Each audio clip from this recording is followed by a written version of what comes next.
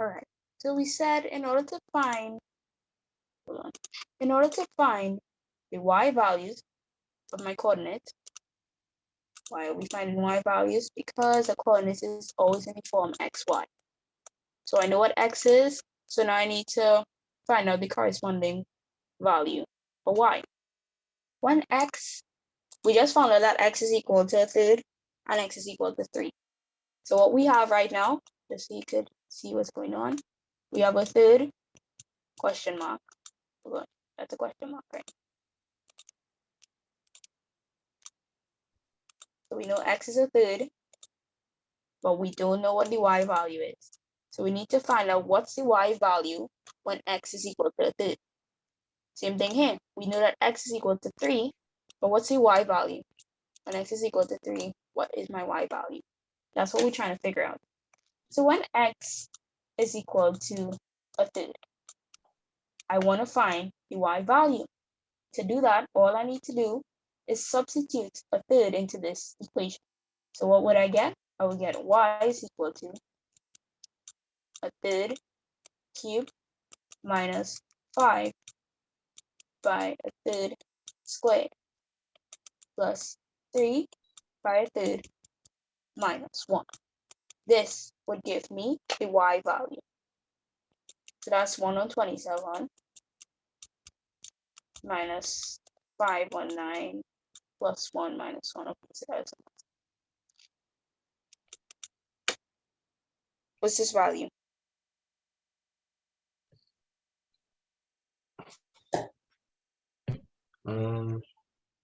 Calculator.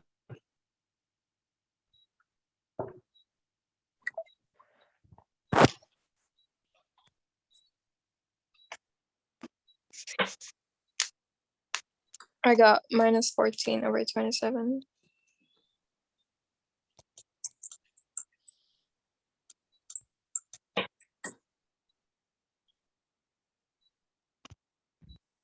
Everybody good with that? Yeah, miss.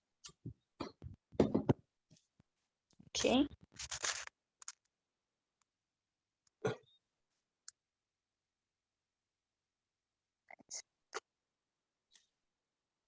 Is that a minus 1 or was it plus 1? What was the equation? Minus 1 or plus 1?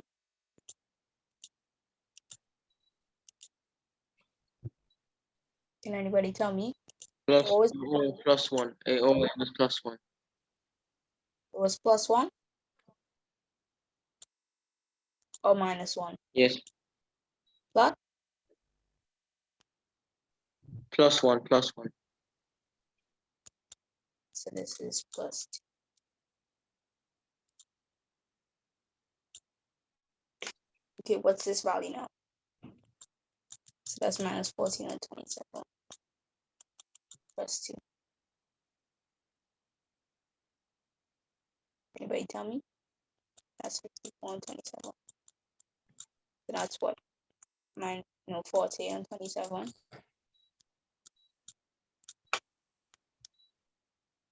You got this? 14, 27. Yes. All right. Or you could write it as 1 and 13 and 27.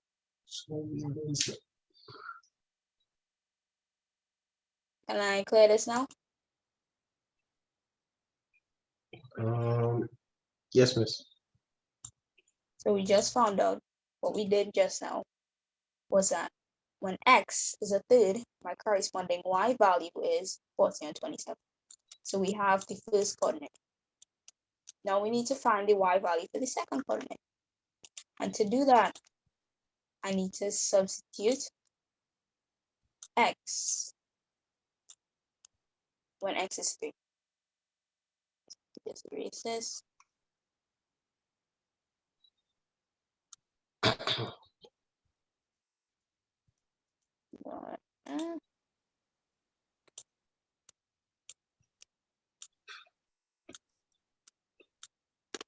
So that's 27 minus 45 plus 9. So that's plus 10.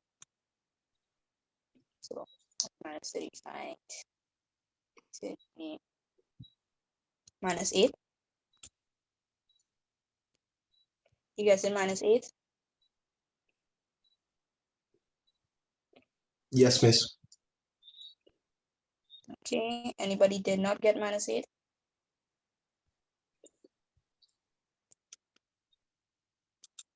All right. No, Well, miss. no, you didn't get it, or you did No, get it. I got minus 8. Okay. So these are the two coordinates they're asking me for in that part. A third, and 40 and 27, 3 minus 8. Can I clear this? Yes.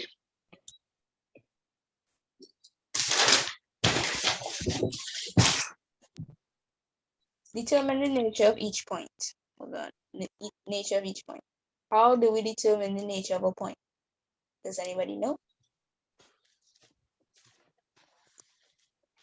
Hmm.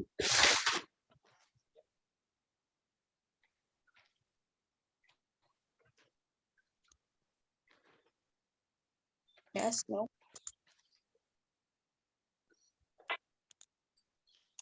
Right. So I think when I'm teaching differentiation integration, it might take a while. All right. So to find the nature of a point, we use the second derivative. Second derivative is d 2y dx, or you might hear d squared y dx squared, same thing, right? So second derivative, what does that mean? Just differentiate again. So our du on du, y on dx was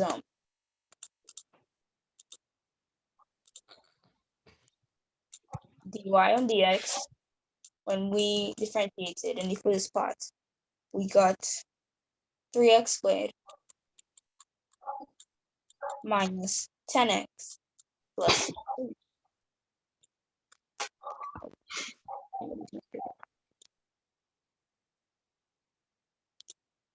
Second derivative means to differentiate a second time.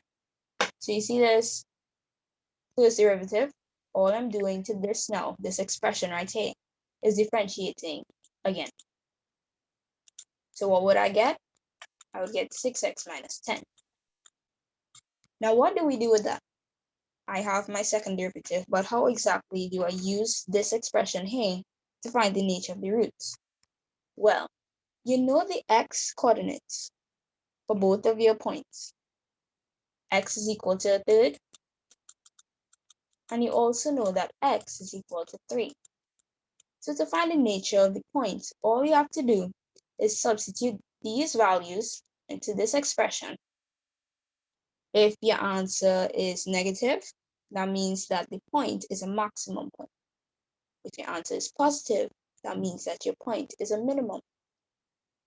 That's what they mean by the nature of the roots. So when x is equal to a third minus 10, which is equal to 2 minus 10, which is minus 8. Minus 8 is a negative number. Therefore, this point right here, so the point a third, what's the other one? 40 and 27. This point is a max point. So what do I mean by max point? Just in case anybody doesn't know. Again, if I have a graph looking like this, max, this is called a max point, right? So this point here, third, 40 and 27, it's a max point. It's the peak right here. Just in case you didn't know that. The next one, you substitute the x is equal to 3 into the expression. So 6 times 3 minus 10, that's 18 minus 10, which is positive 8. Since this is a positive answer, that means that the point 3 minus 8 is a minimum point. What do I mean by minimum points? Again, my graph. See this point down here? This is a minimum point. Everybody good with that? Yes, miss. Yes, miss. Can I clear this? Can I clear this now? Yes, miss. Yes.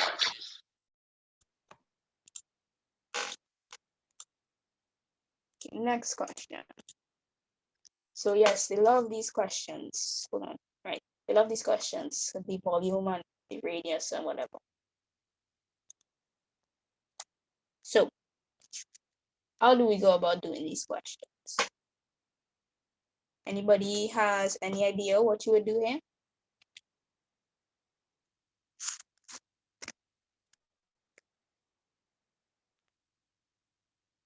Any idea? They want the rate at which the radius is increasing. And they told you that the radius is 10. So this is a related rate of change. So wouldn't this use the chain rule? Question mark. Use the chain rule here. Okay.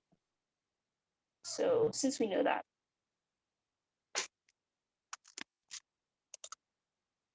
so let me just read the question. A spherical balloon of volume V is equal to 4.3 pi r cubed. So that's the equation for volume of the sphere.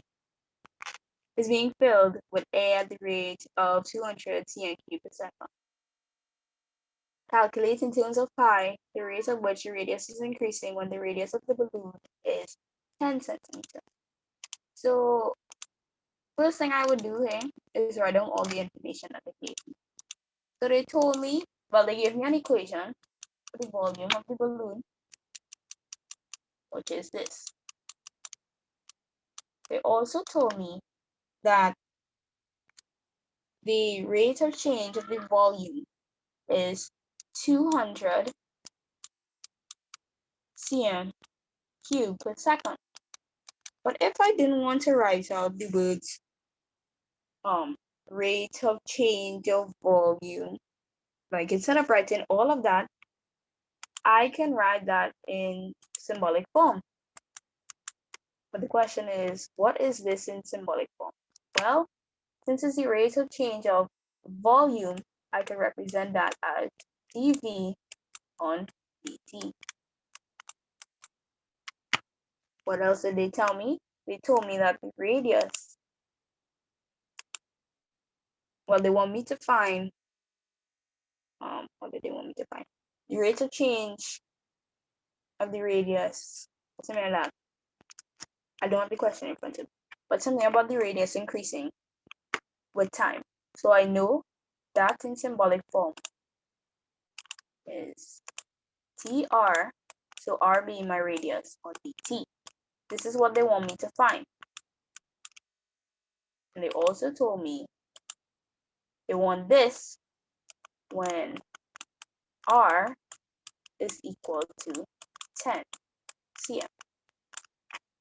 So I have all of this information. We said that for this question, we're going to use the chain rule. What is the chain rule? So if I had dy on dx, I would say that this is equal to dy on du multiplied by du on dx. Same thing is happening here. I want to find this, dr on dt. So following the same pattern here, dr on dt is going to be equal to dr on dv multiplied by dv on dt. A way to remember this, if your teacher didn't tell you about it, it's like these would cancel and you remain with dy on dx. right? So it doesn't really cancel, right? That's just a way to help you remember it. dy on dx is dy on du multiplied by du on dx. And these would cancel to give you the dy on dx. Same thing here. Dr on dt is dr on dv multiplied by dv on dt. These would quote unquote cancel to give me the dr on dt, right? Everybody following so far?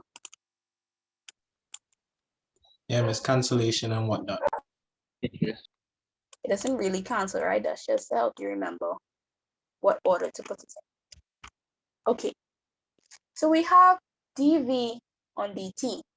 That's 200 cm³ per second. But in order to find this, we still need this, dr on dv. But how exactly can we find that? Let me use. No, sorry, I didn't mean to. Ah.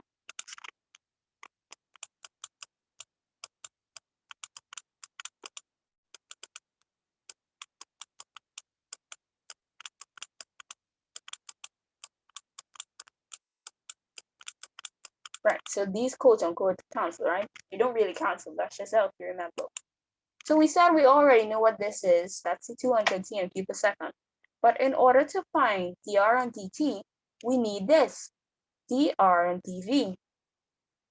What other information did they give me to help me to find out this? Well, they told me that the volume, the formula for the volume is 4 on 3 pi r cubed. If I differentiated this, so just like I said, I would have said, if I had y is equal to 2x squared plus 1, then dy on dx would give me 4x, right? Same concept using here. Say instead of finding dr on dv, I wanted to find dv on dr. Just like we were doing here, I would say that dv on dr is going to give me what? Does anybody have any clue what I would do here? If I wanted to differentiate this, what would I get? Just like you were doing here. This power multiplies by this in front here, and then you minus 1 from the power. What would I do here? 3r squared. 3r squared. So this power here would multiply by everything. So it'll be 3 multiplied by this whole thing. But remember, when differentiating, you always minus 1 from the power. So this becomes r squared. And that's why this is, the 3's would cancel. So dv on dr is equal to 4 pi r squared.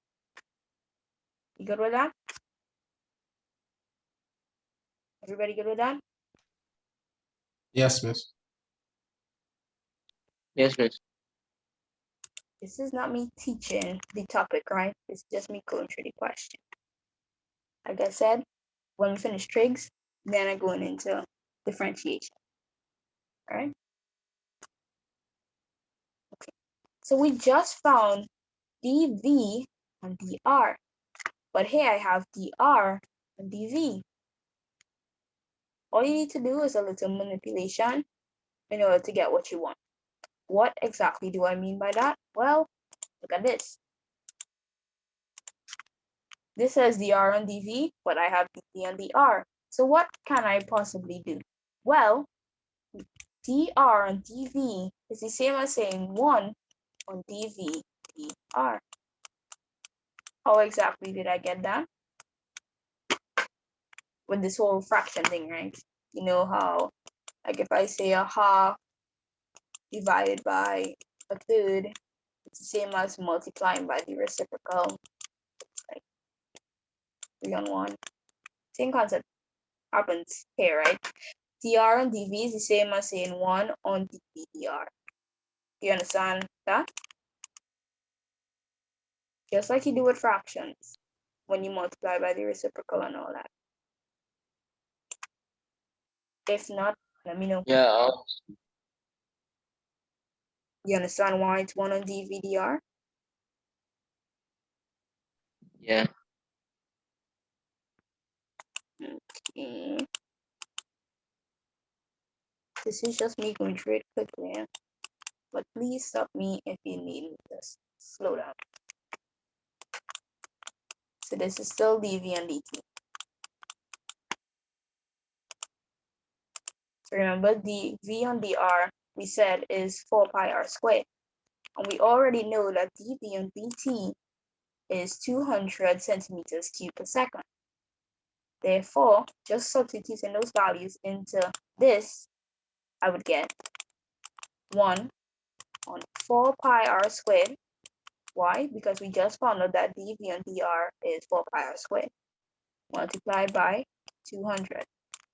Where did I get this? The question gave it to me. So if I simplify this a bit, I'll get dr on dt is equal to 50 pi r squared. However, we're not finished. Yeah, this is dr on dt. So yeah, we already found that. But the question said they want you to find the rate of, hold on, let me get the exact thing.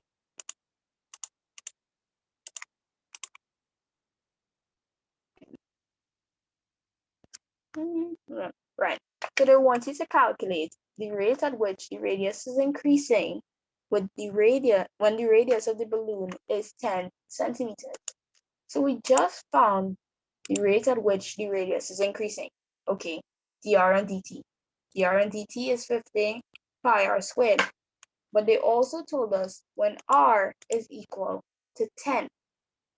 So they don't just want dr on dt, they want dr on dt when r is equal to 10. Therefore, what I do now, since I know that r is equal to 10, all I have to do is substitute that value. So what do I get? dr on dt when the radius is equal to 10 would be equal to 50 pi n squared.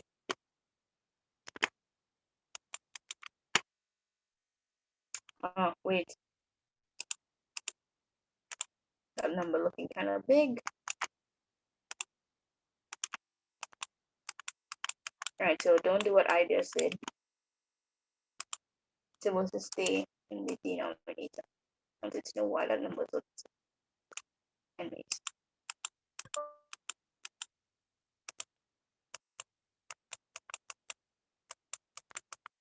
Ten squared. So this would reduce to a half pi cm per second. This is the answer. You good with that?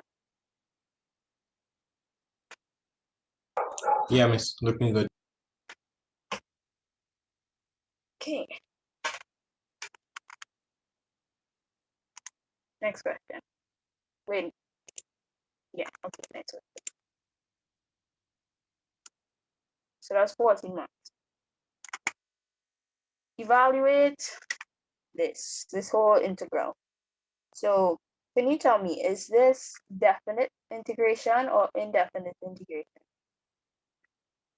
This right here. I'm Definite. going to definite. Definite. Why is it definite? Because we have limit, right? My highest value is pi and 3 and the lowest is pi and 6. That's what definite integration means, that there are limits, there are boundaries, right? So they want me to integrate that expression there. I see a trig in there. I did not get it. Oh. Did anybody take a picture of, because it doesn't have an undo button. Okay, really need to invest in that. Yeah, I did. Okay, are you on the WhatsApp group chat? Yes. Can you I'll send send it? Thank you. All right. So this is what they want us to integrate. That's my little symbol for integration.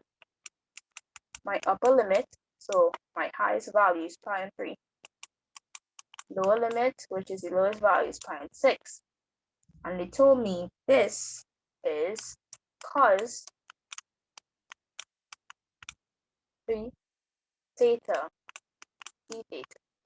So the question is, how exactly do I go about integrating this? Well, the first thing you need to do when dealing with definite integration, you have to integrate this expression itself, right? This is what you need to do. There's a rule when it comes to trig functions and integration. When I integrate cosine of 3 theta, this is what I will get. Sine 3 theta and 3. And these are my limits. Pi and 3, pi and 6. Do you understand how I got sine 3 theta and 3? It's just an integration rule when it comes to trigs. Amy, Yes, sir. can you go over it one more time? Amy, I didn't get it. Do you know the rule? This is a No. I didn't. Okay, this is the rule. So the integral of cosine ax plus b dx is going to give me a positive sine ax plus b divided by a. In this case, our b is 0, right? A is 3, and then x would be represented by theta. According to my rule, cosine of ax plus b dx is going to give me sine of ax plus b on a. Looking over here now, cosine of 3 theta is going to give me positive sine of ax plus b. My a is 3, x is theta, and we said b is 0, right? So you don't need to put plus 0. It's understood. So sine 3 theta, and then this whole thing is divided by a. We said a is 3, and that is why the integral of cosine 3 theta is sine 3 theta on 3. You good with that now? It's just a rule that you have to learn. Yeah, I'm Oh, good so with that. the rule. Okay, okay. Yeah. But integration and differentiation, it's really important that you know the rules.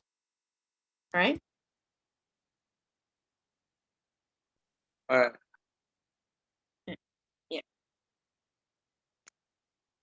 So now that we integrated this expression, we got this. The next thing you need to do is substitute your limits into this expression and subtract them. Like I said, integration, differentiation, it's really all about the rules and using the rules and all of that. So when dealing with definite integration, what you need to do now is just substitute. So I substitute my upper limit, then I minus the lower limit.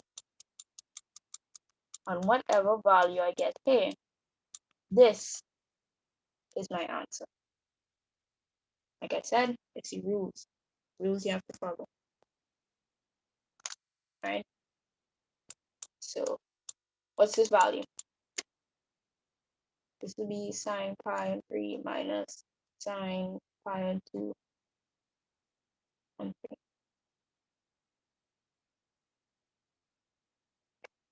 What value you get?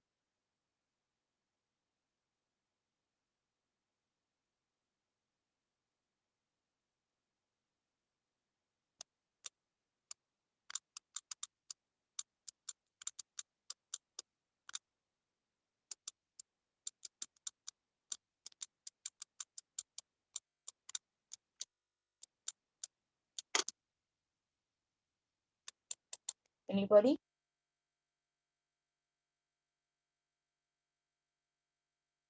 I think I'm putting it in the calculator. Yeah, for the first part I got 0.0018. Then minus I'm doing that part.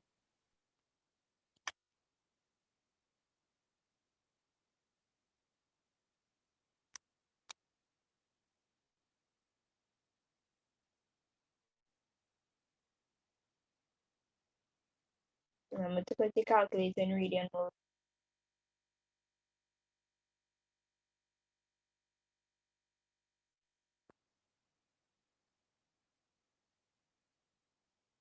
Unless you know the exact conversion in degrees. So pi is 180 and then pi on 2 is 90. So if you didn't want to put the calculator into radian mode, you could instead put sine of 180 on 3 minus sine of 90 on 3. Right? As if you didn't want to change your calculator to radian mode and put your degrees. Answer. I got -1/3. That's the answer. Everybody good with that? Yes. Can I clear this now?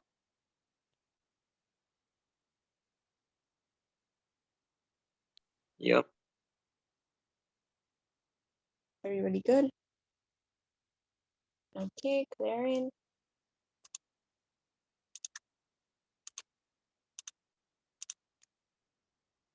Next part. A curve has an equation which satisfies dy and dx is equal to kx by kx minus 1 where k is a constant.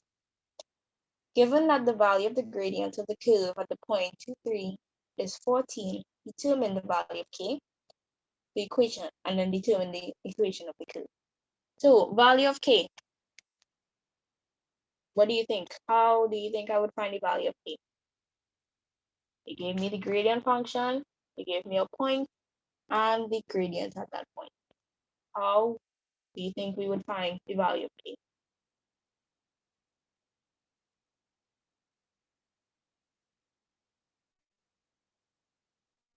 Ideas.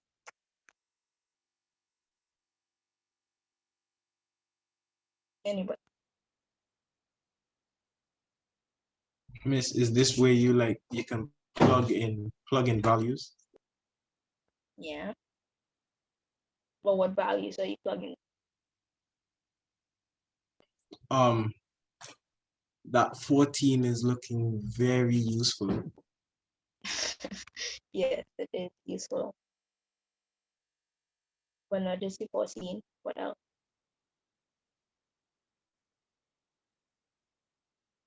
Okay. Oh, we plug in the x. X. Yes, that's correct. So we're using the 14 and the x value for the coordinate. Can I clear this? Yeah. Yeah. Okay, everybody. 3, 2, 1. Go. So they gave me the gradient function dy on dx. And they told me that this is defined by kx by x minus 1. What else did they tell me? They told me that gradient at the point 2, 3 is 40. So what does that mean? That means that dy on dx. So what I just said was in words, right? But if I wanted to write all of that in symbols, in symbolic form, what would I do? if they told me that the gradient at the point 2, 3 is 14, that means that dy on dx is equal to 14 at the point, let me just put the at sign, at the point 2, 3. Now I can say, all right, dy on dx is this, and dy on dx is 14 at this point. So if I want to find the value of k, then I can say 14 is equal to k, my x value is 2. 2 minus 1. 14 is equal to 2k, and therefore k has to be equal to 7. You understand that? If you don't, let me know. Oh, very okay. Okay, I see how that works. You sure? Yeah, miss. Good. All right. Can I clear this?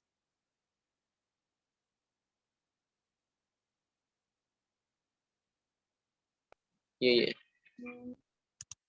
No? Okay. Just let me know when you're finished.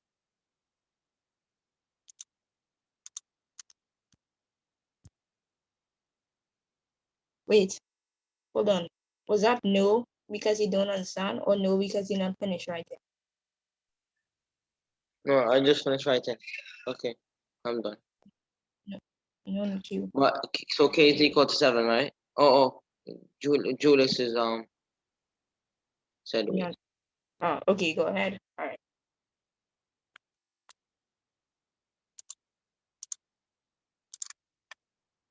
Equation of the cube. How are we going to find the equation of the cube? Does anybody know how to find the equation of the cube?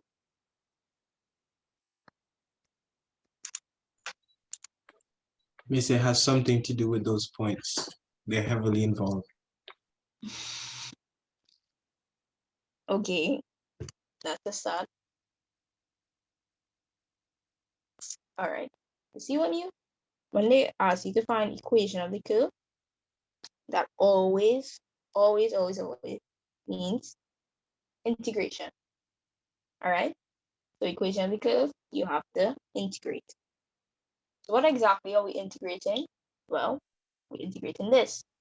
There's dy on dx. Okay, it's gonna end. Just rejoin after, right? So I can finish off this one. Okay, miss. We just end it.